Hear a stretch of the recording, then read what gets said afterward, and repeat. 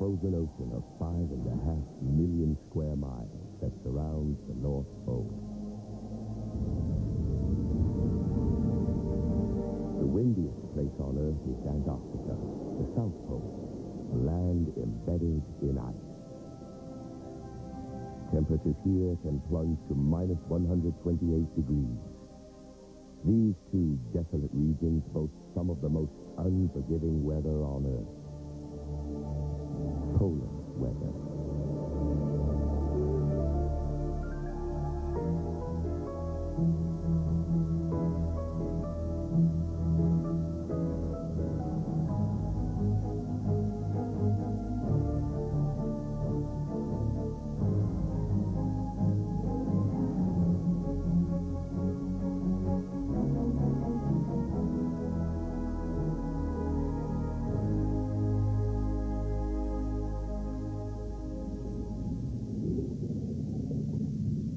A great sea of churning, grinding ice surrounds the North Pole. But there are a few gaps in the ice where those brave enough can explore this frigid twilight world.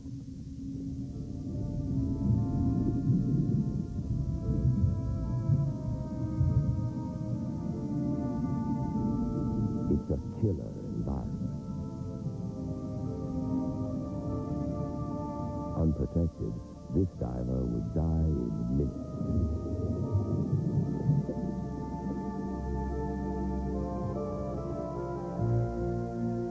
Early polar explorers battled through the ice in wooden ships. They suffered appalling hardship and many lost their lives. In the great race to be the first to conquer the pole, the enemy was always the weather. A lethal combination of winds and temperatures no one could imagine before their ships were crushed by the ice.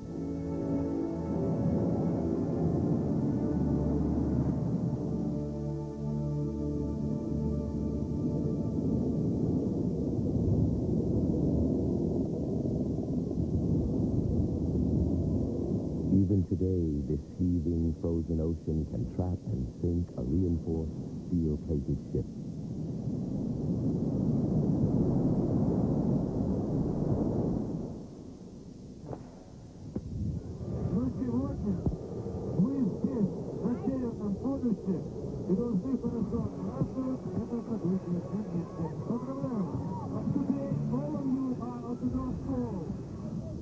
These American tourists were transported here on a Russian ship.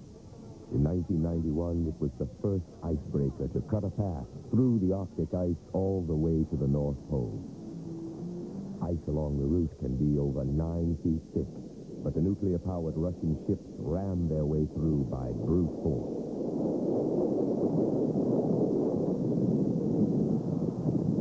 Each summer, the tourists turn this extreme landscape into their playground. Seawater freezes at a lower temperature than fresh water. These hardy individuals are braving water that's only 29 degrees Fahrenheit. Extending south from the Arctic Ocean is the vast island of Greenland. Here, the ice is piled up 2 miles thick. Massive glaciers squeeze and flow between its mountains like gigantic frozen tongues. Where they reach the ocean, they shed icebergs from their tips. Each year, the Greenland glaciers give birth to as many as 15,000 icebergs. Some of them are so large their tips stand over 500 feet. But a much larger portion of an iceberg lurks unseen beneath the waves. There is up to 7 times more ice under the water. And when these floating islands blunder into the North Atlantic shipping lanes, disaster can strike. In 1912, British shipbuilders launched the Great Ocean Liner. They believed the Titanic was unsinkable. But on her maiden voyage, tragedy struck. On a foggy night, her steel hull was ripped open by an iceberg. There weren't enough lifeboats for all the passengers. Distraught relatives learned that of over 2,200 passengers and crew, Only 705 had been rescued. All the rest had drowned. As a result of that terrible tragedy, the U.S. Coast Guard set up an international ice patrol that still scours the North Atlantic for rogue icebergs. Beginning every January, they fly out over the Atlantic shipping lane to assess the danger and then relay their warnings back to any ship in jeopardy.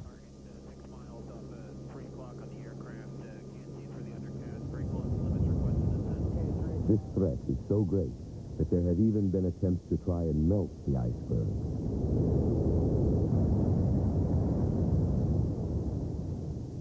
They've even tried to lasso them in a vain attempt to tow them out of the way.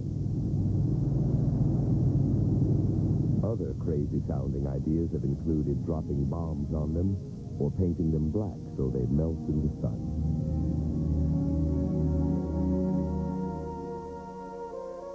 As winter approaches, fresh sea ice extends hundreds of miles out from the North Pole. Trapped icebergs become a headache for the icebreakers that struggle to keep the sea lanes open for as long as possible.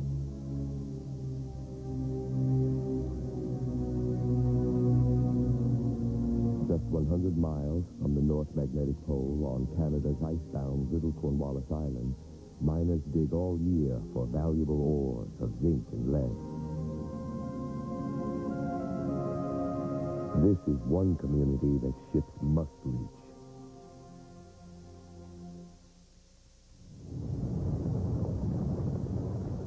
It's the last ice-breaking voyage of the year.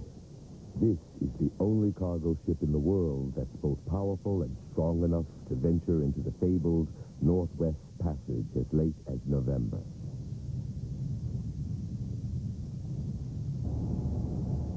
This journey, across 400 miles of frozen ocean, will take 4 days. In case the cargo ship gets stuck, the Canadian Coast Guard has sent along an escort icebreaker.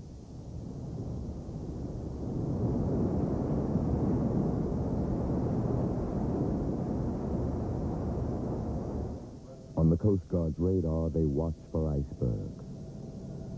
They also keep a constant visual check on the sea ice they're heading into.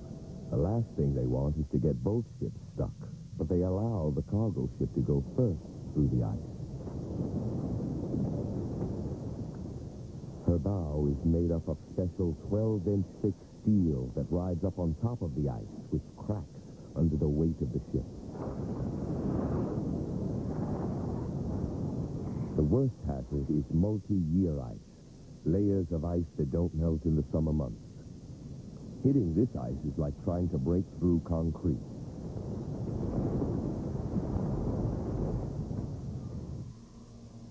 To help reduce the risk of getting stuck, the cargo ship has also hired a small plane equipped with synthetic aperture radar, an imaging system that can detect not only where the ice is, but just how old and hard it has become.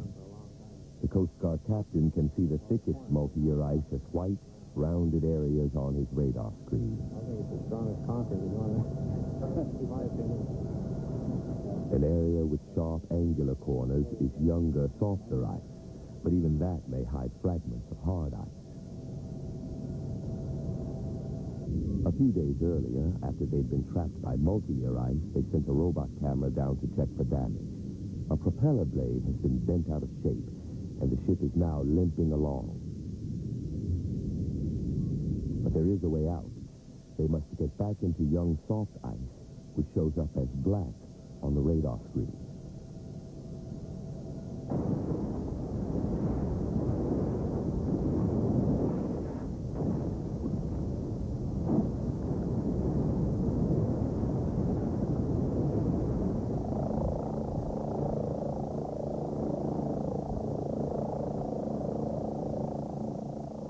The Coast Guard icebreaker has a helicopter on board and carries an ice specialist who can check the condition of the ice ahead.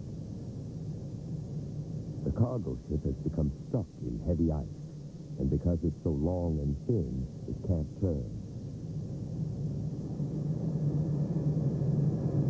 Roger, sir. What's your heading there, please? The ice specialist searches to find the best way out of the thick ice. Roger that. Once you pointed westward, there's just about 3 miles of multi-year ice to go through, and then it breaks wide open into young and thirsty. The Coast Guard icebreaker is much more maneuverable. By cutting a path alongside the cargo ship, it opens up a channel of clear water that the thick ice can slide sideways into.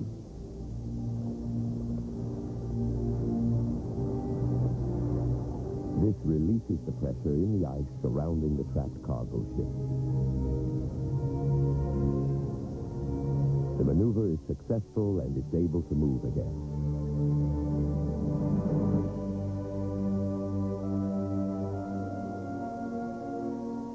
Soon, the ice will be too thick for either of these ships. After this journey is completed, it will be 6 months before they can venture back up here again.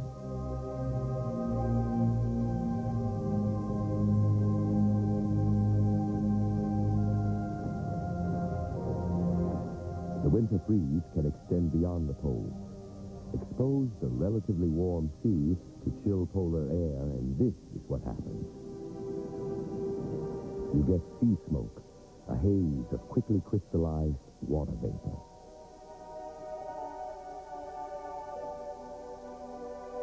The very cold air can sometimes reach a long way farther south. This is North Dakota. When the temperature is around 35, 40 below, take a glass of hot water, throw it up in the air, and watch it crystallize and freeze before it hits the ground.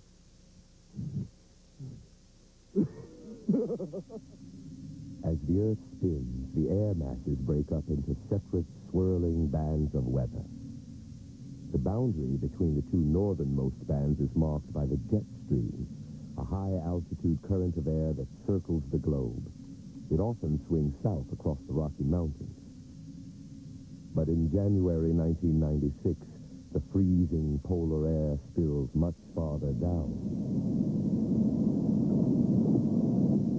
Waves in the atmosphere really amplifying to create that storm to our south that'll be coming up the coast. We could even experience blizzard-type conditions during the day tomorrow. Here we are in Washington. It is right on our southwestern doorstep. That's all moving this way. And what we call the jet stream feeding through Texas and out through the Gulf of Mexico is really a big moisture source. Just feeding this storm. The heavy bands of snow will be right over Washington, Baltimore, Philadelphia.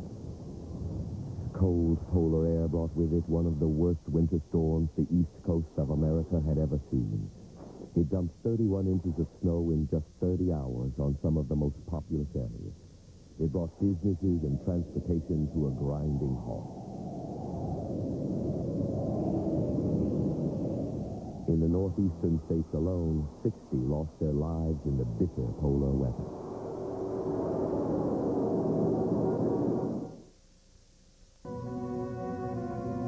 The polar ice sheets of the Arctic and Antarctic cover 1/7 of the Earth's surface.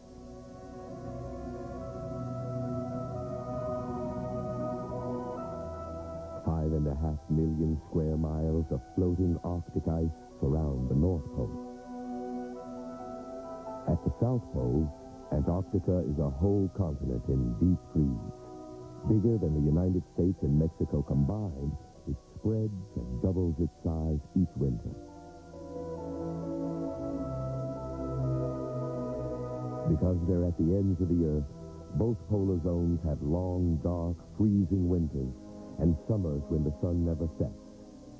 As the Earth makes its annual journey around the sun, the tilt of its axis exposes each pole in turn to constant daylight for 6 months. But even during these long summers, the sun's rays only skim the ice caps, delivering hardly any warmth. The air at the poles is very dry. At minus 40 Fahrenheit, it can hold only 1/10 of the water it could at normal temperature. But there's something else, almost invisible, that's falling all the time. Shine a light through the polar night, and this is what you see. It's called diamond dust. 6,000 feet up in the mountains of Antarctica, this diamond dust has been captured by a polar meteorologist. There's not enough water in the cold polar air to create a complete snowflake, but there is just enough to make these tiny, flat hexagons of ice. They materialize from thin air in a cloudless sky and create a halo as they glint against the sunlight.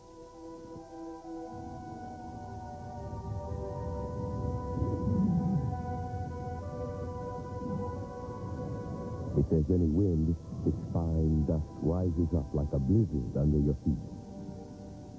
Over millions of years, enough diamond dust has accumulated in Antarctica to create an ice cap nearly 3 miles thick. Ice collected from the surface is made up of separate crystals.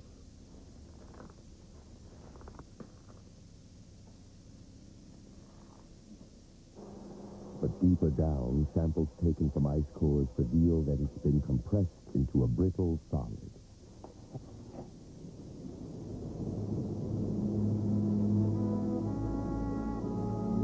This iceberg is made of diamond dust that was once buried deep inside the southern ice cap.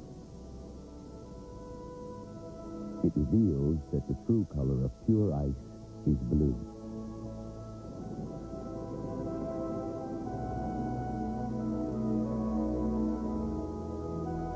Because icebergs melt mostly from beneath, they become unstable and keel over. It all makes for a bizarre diving board.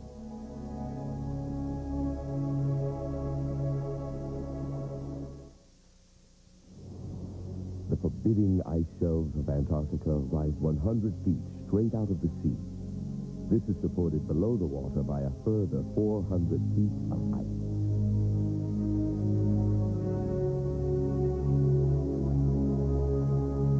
Although it may be fraying at the edges, this floating mass of ice covers 300,000 square miles.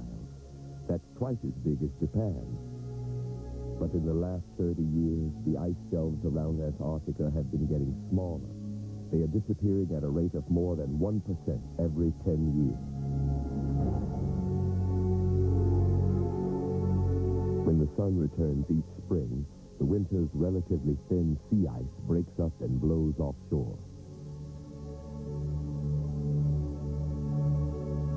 In the summer, cracks develop along and into the ice shelves, and vast icebergs drift away. The biggest icebergs in the world are found in the South Atlantic. Some of them are so large, up to 150 miles across, that they can be tracked by satellites for years before they melt.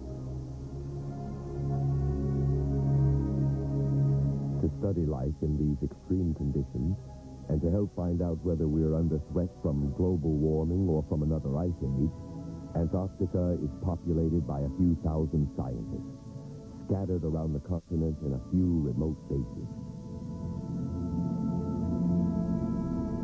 Many of the bases are almost impossible to reach except by air.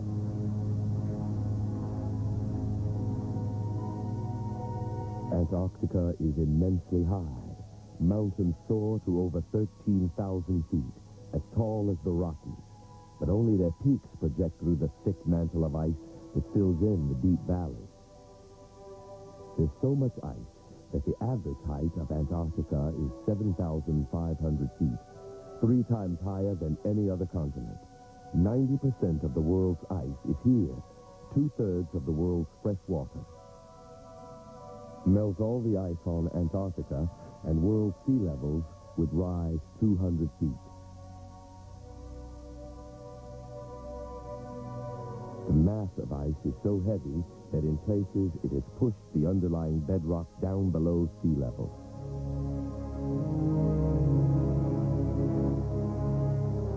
Antarctica is the coldest place on Earth, with an average winter temperature of minus 76 degrees Fahrenheit.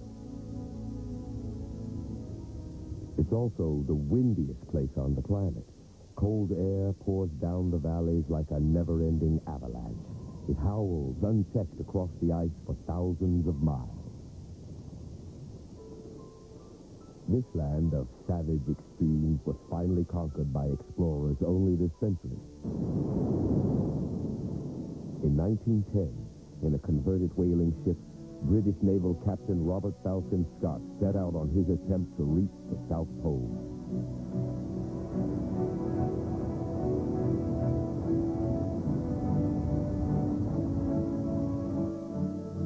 Scott's plan was to transport food and supplies to depots along his route. He pioneered the use of tractors, and when they broke down, he turned to Siberian ponies.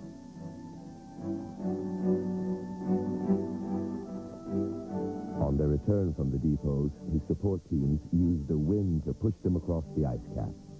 But all too often, they succumbed to the extreme cold and suffered horrendous frostbite. But Scott had a rival, the famous Norwegian explorer Roald Amundsen. The race for the pole was on. Amundsen had a different approach. His team used dogs, first for transport, but later as food. Amundsen reached the South Pole ahead of Scott on the 14th of December, 1911. A month later, when Scott's team of 5 men reached the pole, they found it was already marked by the Norwegian flag. They had lost the race. Scott's dispirited group now had to face a grueling haul back across the ice. Naval Petty Officer Evans was the first to die in the appalling cold. The remaining 4 struggled on, unbelievably dragging 35 pounds of geological specimens. Trapped in their tent by a raging storm, Captain Oates' frostbite had turned to gangrene. He tried to save his colleagues and walked out into the storm to die. His last immortal words were, "I am just going outside and may be some time." Scott and his other 2 men perished from cold and hunger just 11 miles from a food depot. Ironically, Scott's supplies are still perfectly preserved by the dry, cold Antarctic air. Nearly a century later, they are still edible. Amundsen made it safely back to his ship and returned to Norway as a national hero. He carved his name in history. He had proved that it was possible to reach the South Pole and survive. The ends of the earth are our last remaining regions of true unspoiled wilderness. Perhaps that's why there'll always be more who seek to find their souls and pit their stamina against the extremes of polar weather.